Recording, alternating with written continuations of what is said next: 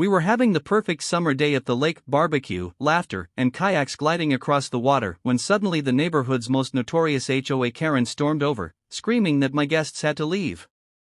Everyone froze, thinking the party was over, until I calmly looked her in the eye and said 5 words that shut her down instantly: "This is my private land." What happened next left her completely speechless. It was one of those rare weekends where everything seemed perfect. The weather was warm but not unbearably hot, with just enough breeze to keep the air fresh. The sun reflected off the water, creating a golden shimmer across the lake's surface. I had been waiting for a day like this for weeks, and it felt like the perfect opportunity to invite some of my closest friends over to my place. We all needed a break from the stress of work and everyday routines, and the lakefront on my property was the ideal escape. By late morning, everyone had arrived, bringing along coolers, snacks, and plenty of energy for a fun day. We set up a small grill near the shore, and the smell of sizzling burgers and hot dogs drifted across the water. A couple of my friends were already out in kayaks, paddling across the calm surface, laughing and splashing each other like carefree kids. Others were stretched out in lounge chairs, sipping cold drinks, soaking in the sunshine, and enjoying the view. There was an easy, carefree vibe in the air, the kind of atmosphere where time seems to slow down and you forget about everything else. What made it even better was the fact that this was happening in my own backyard. I didn't need to book a resort or drive for hours to find a relaxing spot. This lakefront property was mine, and sharing it with my friends made me feel proud. Everyone kept saying how lucky I was to have such a peaceful place all to myself, and their appreciation made the day feel even more special. The sound of laughter echoed across the water as someone jokingly tipped their kayak, pretending to fall in, while the rest of us clapped and cheered from the shore. The kids played tag around the trees, their voices filling the air with pure joy. The smell of charcoal and grilled food mixed with the fresh scent of the lake, and I remember thinking to myself, this is exactly how weekends should be. Everything was so calm and perfect that it almost felt untouchable. My guests were relaxed, no one was in a hurry, and we all had this unspoken agreement to just let the day flow naturally. At that moment, the lake was more than just water and land, it was freedom, laughter, and the feeling of belonging. Of course, little did we know that the peace wouldn't last forever. Because just as we were settling into the perfect rhythm of the day, someone else had noticed the fun we were having. And she was on her way to make sure it didn't continue. Just when it felt like the day couldn't get any better, an unexpected shadow fell over the peaceful mood.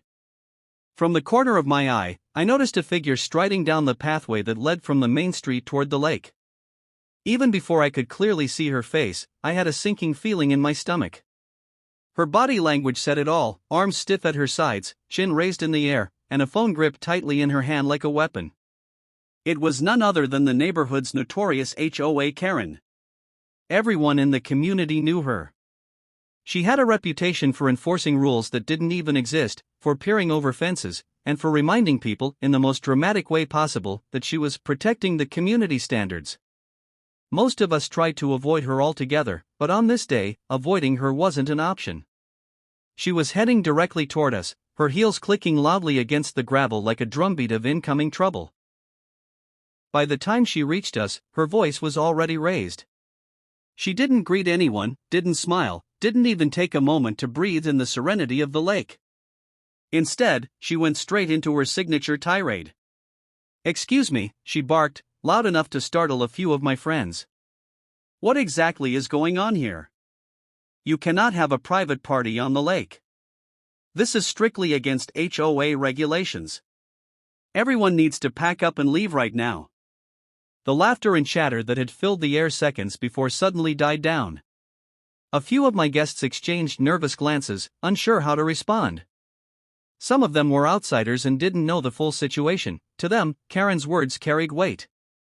Maybe she really did have the power to end our afternoon. For a brief moment, the mood shifted from joy to uncertainty. Karen, sensing the unease she had caused, seemed to puff herself up even more. She stood tall, her voice dripping with authority, as though she were the self-appointed sheriff of the lake. She pointed at the kayaks, the grill, and even at the chairs we had set up, acting as if each one was a crime in progress. Inside, though, I wasn't rattled. I had been expecting something like this sooner or later. Karen thrived on confrontation, and with a group this large enjoying themselves on the lake, it was only a matter of time before she appeared.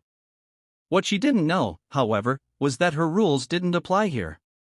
And the look on her face when I revealed the truth would be something none of us would ever forget. The tension in the air was thick enough to cut with a knife. Karen stood there, practically vibrating with self-righteous energy, while my friends shifted uneasily in their seats. A few of them began quietly gathering their things, worried that maybe we really were breaking some rule. That's the effect Karen always had. Her confidence and loud voice could make people doubt themselves, even when they weren't in the wrong. But instead of rushing to defend myself or arguing with her, I stayed perfectly calm.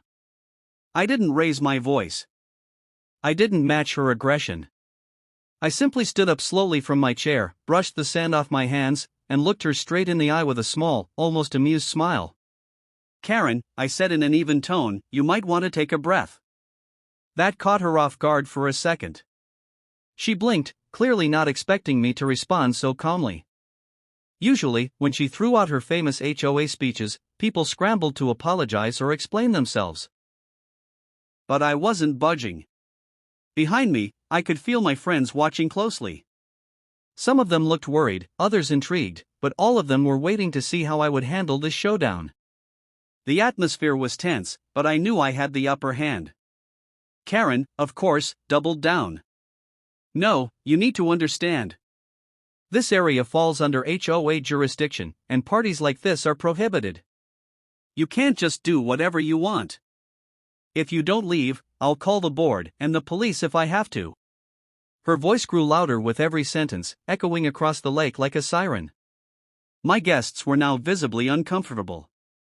That's exactly what Karen wanted, to intimidate, to make everyone feel small. I stayed rooted in my spot. Calm. Steady. I let her words hang in the air for a few moments before answering. Then, in a level voice that contrasted completely with her shouting, I replied. "Actually, that's not quite true." The way I said it, measured, unshaken, almost casual, made her falter for just a split second. She tilted her head, confused by my composure. For the first time since she arrived, her certainty seemed to waver. I could tell she wasn't used to someone standing their ground without being rattled. She had expected me to either argue back in anger or crumble under her pressure. Instead, I was calm, collected, and ready to deliver the truth that would stop her in her tracks. Karen's face twisted with irritation when I told her she wasn't quite right. She crossed her arms and leaned forward slightly, as if trying to physically loom over me. "What do you mean it's not true?" she snapped. "I know the HOA rules. I've lived here for 10 years, and you can't just do whatever you want on community property. This lake belongs to the neighborhood, and I won't let you break the rules in front of everyone." Her words came out fast and sharp, but I didn't flinch. Instead, I reached down to the small backpack I had brought with me, the same one where I kept snacks, sunscreen, and most importantly, documents I thought I'd never have to actually show. As I unzipped the pocket, I could see her watching closely, her eyes narrowing with suspicion. Then I pulled out a thin folder and flipped it open. Inside were the property papers I had kept since the day I bought the land. I carefully slid out the map, holding it up so both she and my friends could see. "Here's the thing, Karen," I said calmly, my voice steady but firm. "This section of shoreline, the exact spot where we're standing right now, isn't community property. It's mine. My private land." The silence that followed was almost comical. For a few seconds, nobody moved. Even the breeze seemed to pause as if the lake itself was waiting for her reaction. Karen blinked rapidly, her confidence cracking like glass. "That can't be right," she stammered, though her voice had lost its commanding edge. "The HOA owns the lake, we all pay fees for it." "Not this part," I interrupted gently, pointing to the highlighted boundary lines on the map. "The HOA maintains the central areas, but my property line extends all the way into the lake here. Everything inside this section is privately owned. Which means my friends and I are free to be here. Your rules don't apply on this side of the water." I handed the paper closer to her so she could see the bold print, the official stamps, the signatures. She didn't even reach for it. She just stared, her mouth opening slightly like she wanted to argue but couldn't find the words. Behind me, my friends started murmuring in disbelief, then laughing quietly. One of them clapped me on the back and whispered, "Man, I knew you'd shut her down." Karen's face turned a deep shade of red. She had strutted over with all the authority in the world, only to be stopped cold by undeniable proof. For once, her voice was gone. She didn't know what to say, and that silence said everything. For a moment, it felt like time had stopped. Karen just stood there, staring at the documents in my hand as if they were written in another language. The confidence that had carried her down the path so boldly was gone, replaced by an awkward silence that even my friends picked up on. Her mouth opened slightly, as if she wanted to argue, but no words came out. It was the first time I had ever seen her speechless. Behind me, my guests had gone from nervous to relieved, and then to amused. A wave of laughter rippled through the group as the tension melted away. Someone clapped loudly, others cheered, and one of my buddies shouted, "Guess the HOA forgot to read the fine print." Their support only made Karen shrink further into herself. The energy that had powered her rant seemed to drain right out of her. Her face flushed bright red, and she shifted uncomfortably from one foot to the other. She muttered something under her breath, maybe an excuse, maybe an attempt to save face. But it was too quiet to hear over the sound of my friends celebrating. For once, the queen of the rules wasn't in control. She was standing in the middle of a crowd that was clearly enjoying her defeat. Finally, without another word, she turned sharply on her heel. Her phone, which she had been waving like a badge of authority, was now clutched tightly against her chest. She walked back up the path with quick, angry steps, her shoulders stiff, her head tilted slightly down. Every bit of her body language screamed frustration, but she didn't dare say another word. We watched her retreat until she disappeared from view, and then the lake echoed with laughter and applause. My friends high-fived each other, still chuckling about the look on her face when she realized the truth. Someone joked that we should frame the property documents and hang them by the grill as a Karen repellent. As for me, I just smiled and shook my head. Deep down, I knew this moment had been coming. Karen had a habit of trying to control everyone around her, but this time she had picked the wrong fight. She walked into it certain she had all the power, and walked out humiliated by her own ignorance. From that day on, she never confronted me again. Every time we passed each other in the neighborhood, she looked away, avoiding eye contact. And whenever my friends came over to enjoy the lake, someone would inevitably bring up the story, and we'd all laugh again about how HOA Karen completely froze the moment I told her, "This is my private land."